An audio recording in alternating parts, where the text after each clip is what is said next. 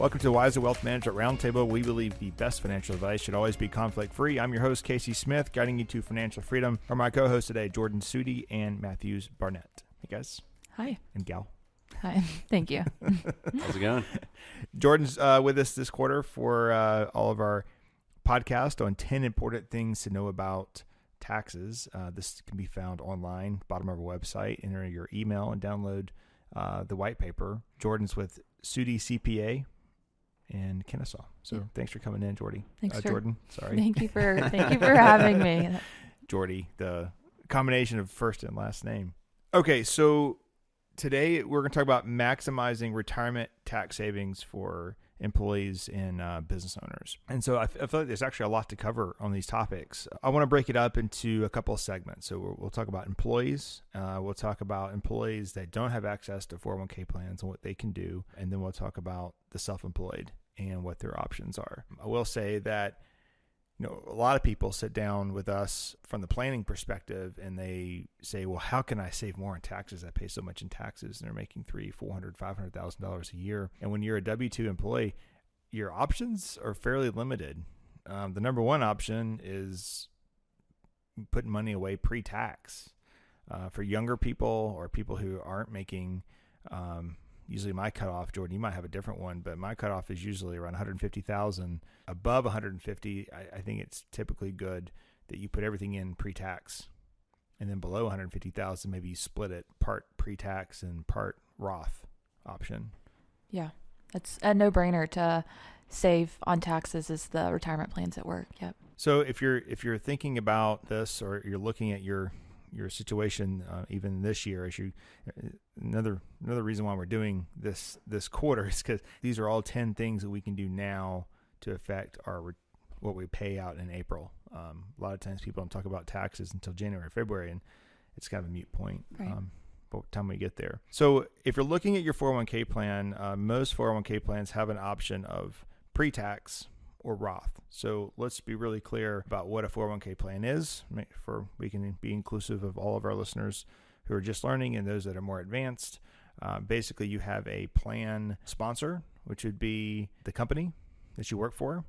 Then you have a plan administrator, which would be the company that you're logging into, like a Fidelity or a Schwab or a TD Ameritrade or Empower or whoever it is that you're using. Then there's a plan custodian, which sometimes can be the same as the administrator. A lot of times it's not in the smaller plans. The important thing is that once you open up this account, you can put money into it to save for your future. The idea is that you would not get access to this money until after 59 and a half, and then you would be contributing a maximum of $19,500 a year. Plus, if you're over the age of 50, you can do another $6,000 per year into the plan. So $6,500. $6,500. Yeah. Thank you. So if we have a pre-tax option, that means every dollar that you put in on that side is not being taxed. So if you made $100,000 and you put $10,000 into the plan over the year, then you're really getting taxed on $90,000.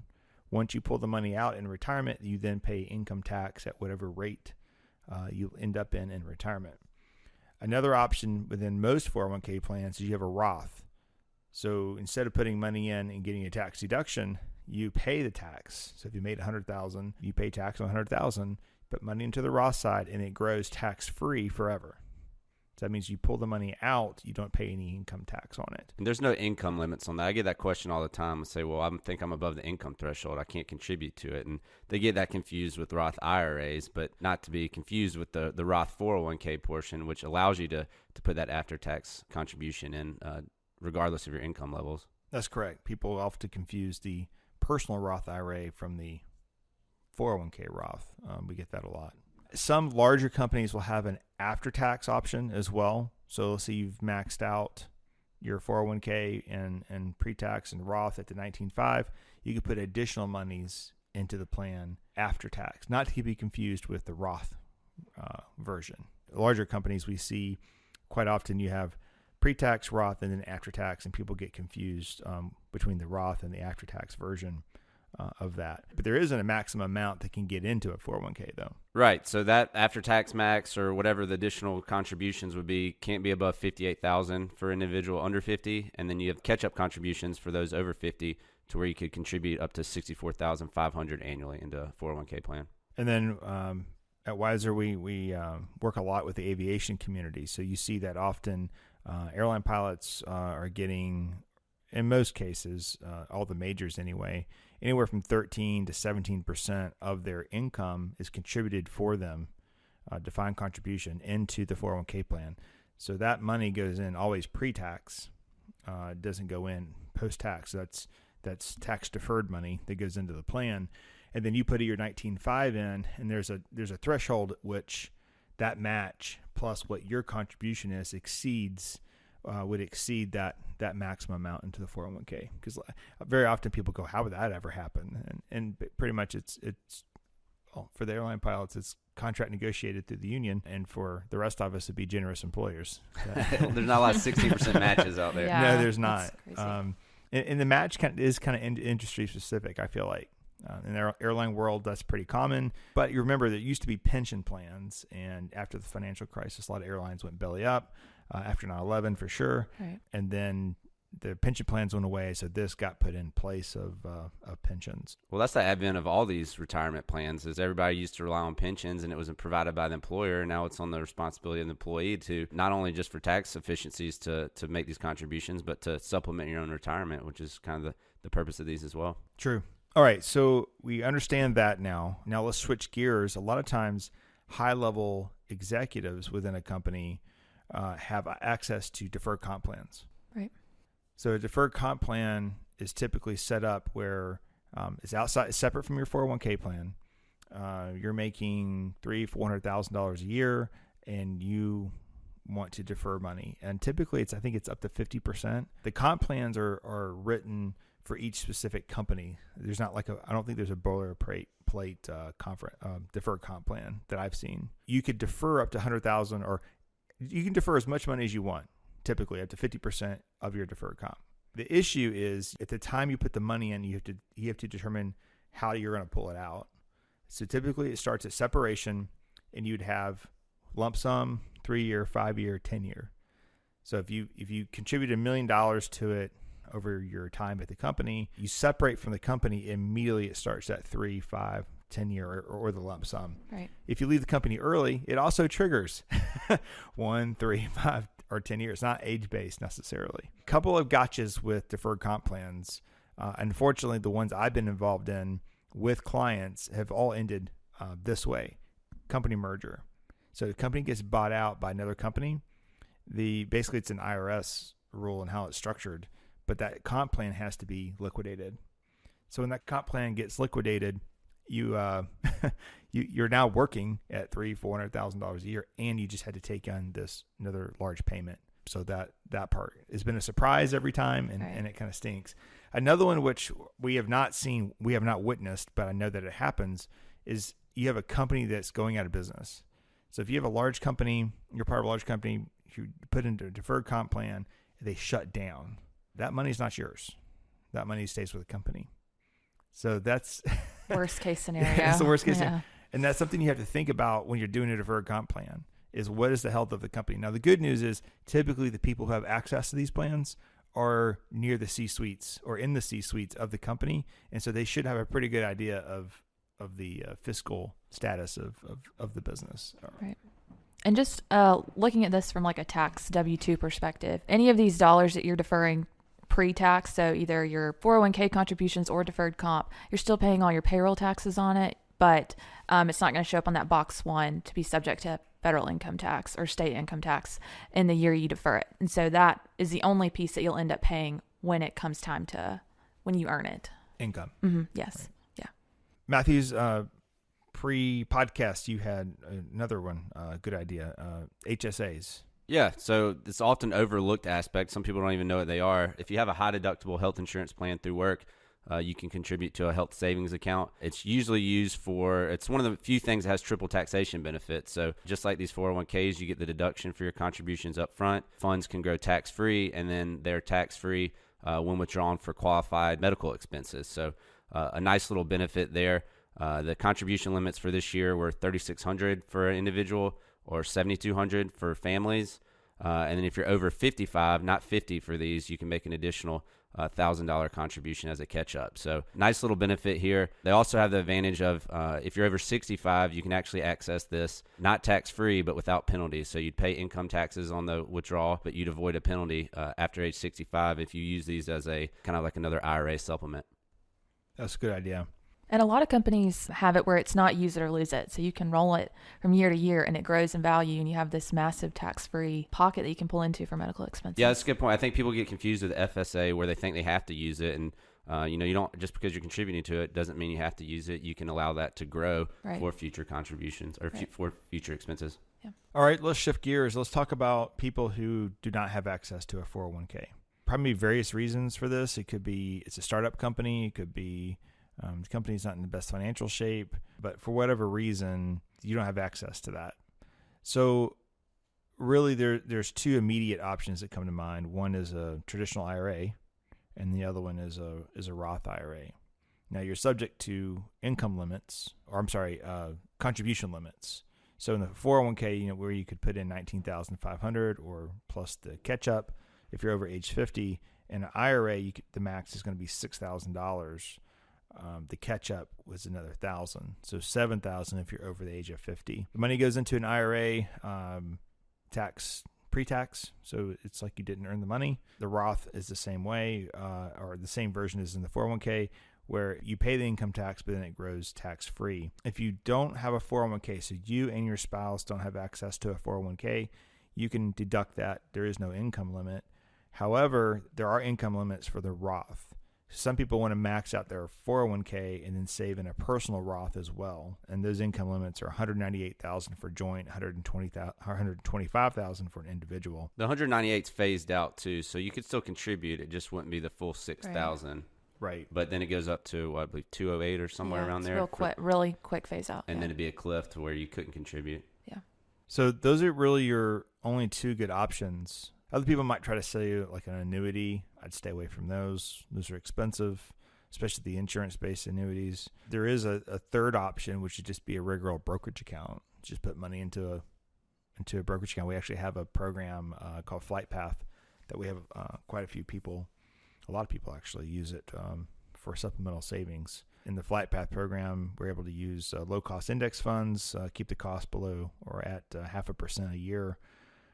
So it gives them a good option for saving for outside of 401ks or outside of IRAs and Roths if they don't have access to 401ks. So you can do the same thing. I'll say across everything we're talking about today, the idea is you want to have access to low-cost index funds. That's important. Stick with the low-cost index funds. Stay away from active management, individual stocks overall. All right, so if you don't have access to a 401k, we have IRA, Roth, and a brokerage account as an option. Now let's shift gears again and let's talk about the self-employed. This is where it gets creative, right? So just think about taxes in general. You have a lot more strategies and tools in your tool chest for business owners versus you being an employee. So talking to all the business owners, the self-employed, if you're wanting to save a lot, the number one go-to is a solo 401k. So solo 401k, no brainer. Right. You can put in $19,500 a year. You open it up similar that you would to a 401k, and then you can put an additional 25% of what your income is into the plan, up to the max. So that's a great way to save, $57,000 a year? 58. Yeah. And then what's the catch-up? 6? So that's 65, so it gets you to 64,500. Nice little benefit. A lot of people don't even know about these. They think SEP or Simple are the only options or just a regular 401k, but very similar in the way they're set up when their contribution limits. They're also a lot more cost efficient and they're fairly easy to set up. What I like about it is a traditional 401k could be $400, $500, $600 a month to administer, but you can open up a solo 401k with no administration fees. So for our clients that do this, we use TD Ameritrade, and there's no admin fees. So it's just like open up an IRA account. It's a very simple couple pager plan policy statement, and off you go. So that's a great way to be able to defer a lot of income. And a good thing about the solo 401ks is if you have your spouse who doesn't work, they could participate as well. So you can, if you have them on W-2, whether in your S Corp or if you're a partnership together, you can put them in the 401k as well for you and your spouse. Do you get the $57,000 each or $58,000 each? Yes. Yeah. You get the 19.5 and then the employer match. Yeah. That's a great way to save. Yeah. Why wouldn't you add your spouse and just pay them at least that? Exactly. Yeah. Go ahead. Oh, nothing? Okay. No, well, I was going to say, I mean, we get that question a lot about why wouldn't I do a solo 401k then? And the reason is, you mentioned the spouse, you and your spouse can, if there's a partner, or you're allowing them to contribute to the plan. But if you bring on additional W-2 employees, then you actually lose the capabilities of contributing to solo 401k. So if you're just the only employee, it's great to do because it has the highest contribution limits. But once you bring on those employees is when it becomes an issue. Right. Yeah, no, that's a great transition. That's where I was headed. So yeah, you hire your first employee, solo 401k doesn't work anymore, and you have to have a normal 401k. I'm going to get in my soapbox for a second. One is, if you're going to do a 401k, do it right. I mean, this is how I look at it. You have people working for you that are helping build your business. You couldn't do it without them, or they wouldn't be there, right? And I see so many times employers, they just, it's like they don't even appreciate the fact that they should be helping the people that are helping them. And so what happens is they get cheap. And maybe that's how they're successful. They've managed every single penny, but they get cheap on the 401k plan. And what happens is they get a salesperson who says, hey, I can set one up for you, it won't cost you anything. And what they're doing is they become the vehicle to where they're helping this product pusher take advantage of their own employees. And so what I see are insurance-based 401k plans. I see brokers. We all know them. They're on all the corners. They come in and say, this is a free plan. So they set up this free 401k plan. Administration fee is all paid for by the employees. And then immediately when the employees invest, they go, well, I just lost like 4% already. I just put money in like yesterday. And that's because they're collecting a 4 or 5% fee on the front end of every single investment going into the plan. The fund typically has all the same fund companies, like American funds. Not that American funds is necessarily bad. It's just how the 401k is set up. So what I've seen is 2 to 3% fees every single year, plus these front end fees. And you're treading water from the very beginning, but yet you offered a 401k plan. And at that point, don't even do it. I wouldn't even offer a 401k plan. There's no reason to give people a sense that you're helping take care of their future when you're really just robbing from their future. You're the vehicle to do that. Now, I don't think any business owner intentionally does it that way. They just don't understand and they don't know where to get good advice. So if we're going to do a 401k plan, this is how we set it up. The business owner pays the admin fees. The business owner pays for our fee directly. It's a flat fee. We bill it every quarter. And then the employees, the people who are helping build the company, build the empire, right? They pay the lowest rate possible. Their fee should be under 30 basis points or 0.3%, in my opinion. Otherwise, why the heck do you have one? Why the heck do you have a 401k plan, right? Just to check a box. Right. So, that again, that's my opinion. And there's very successful business owners that I know that don't see that yet. I see them on social media and taking trips of a lifetime every other week, and then their own employees can't even get matching because they're too cheap to do matching. And they're trying to squeeze maybe a certain yield out of the company. But I don't think that starts with the employees. I think there's other ways that you can do that. Anyway, that's my 2 cents. So if you're an employer, you want to go build a 401k plan, my suggestion is that you do a safe harbor plan. So a safe harbor eliminates you from all the testing, because what can happen in a business is you have an employer and maybe 1 or 2 people that are making most of the money in the company, or most of the salaries in the company, and then you have other people who are lower paid employees. What happens is if they don't participate, you can't force people to participate. You can create a great buffet, but it doesn't mean that anybody's going to eat it, right? So we can create a great plan with 3 or 4% matching. It doesn't mean that they're going to participate. But you can do education. That's something that we do with our 401k plans. You go in once a year and you it's like a pep rally. Get them all going. Bring them Chick-fil-A and say, this is why you should save for your future. But the idea here is if you don't do a safe harbor plan, you may not be able to contribute to the maximum for yourself. So if you want to put in $19,500 a year, if you have a bunch of other people who aren't participating, then you're going to end up not being able to do that. We have many clients who are employees at firms that are highly compensated.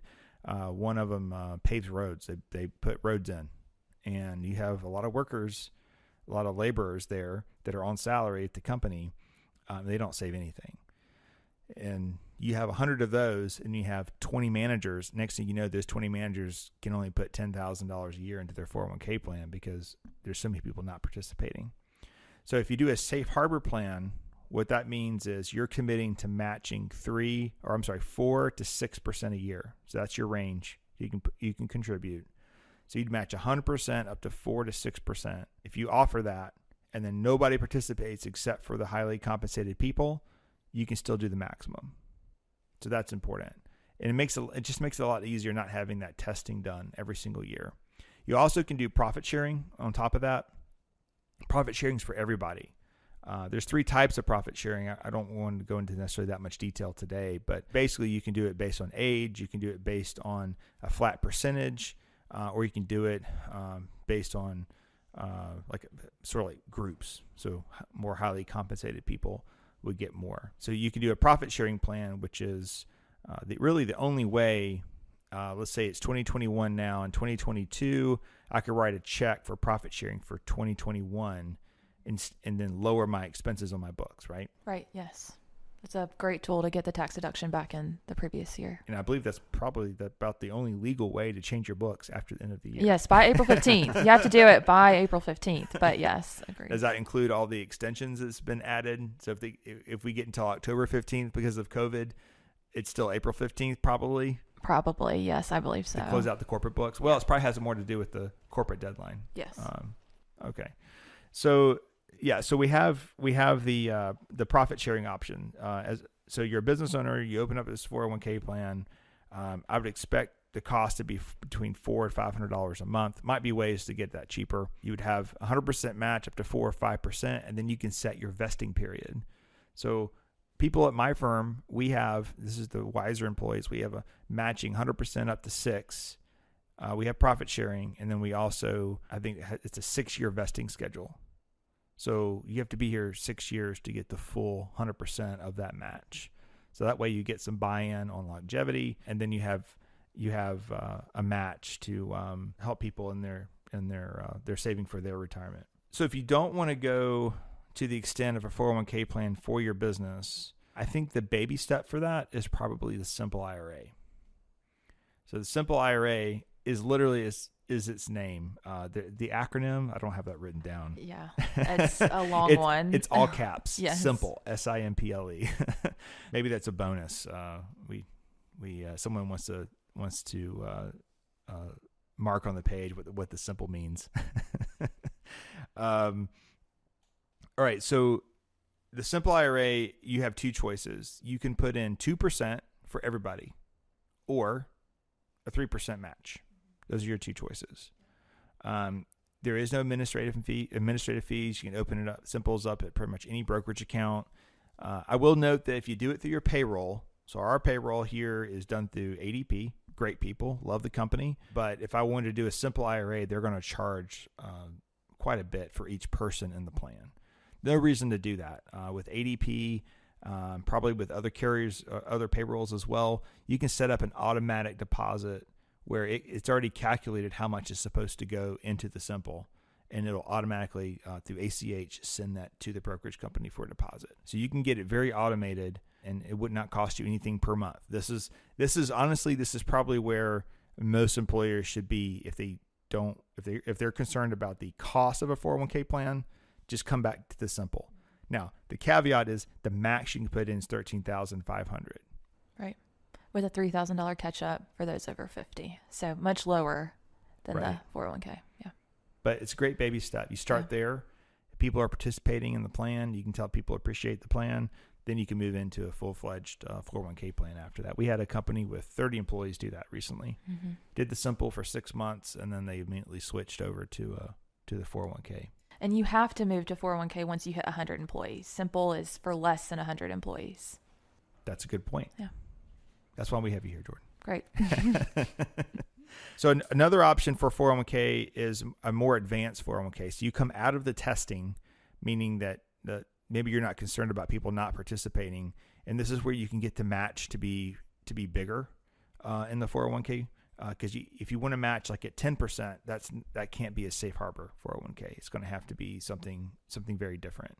But you can customize those documents with any third-party administrator to be able to do pretty much anything you want within a 401k as far as matching goes and vesting and all that. Just you're now subject to testing.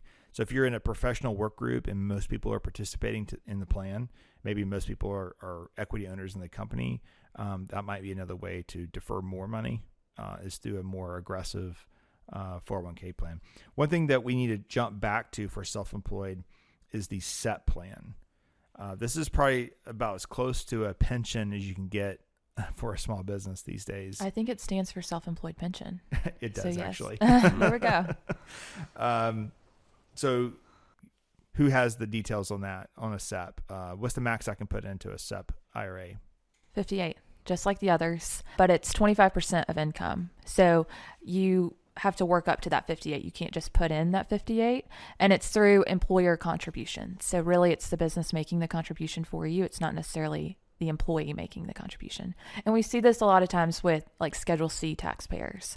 So you're self-employed and it's on your 1040, not necessarily on your business return, although it can be done on your business return as well. But you can use business money. That's the important part. Yes, correct. Right. And the good thing about the SEP is that say you have a W-2 job where you participate in your 401k. If you have a side, Etsy business or side gig, you can still participate in a SEP while also participating in the 401k. That's great. Yeah. So you can defer 25% of your side business income, would be your total income. Right. Yes, correct. Into a SEP. Yeah.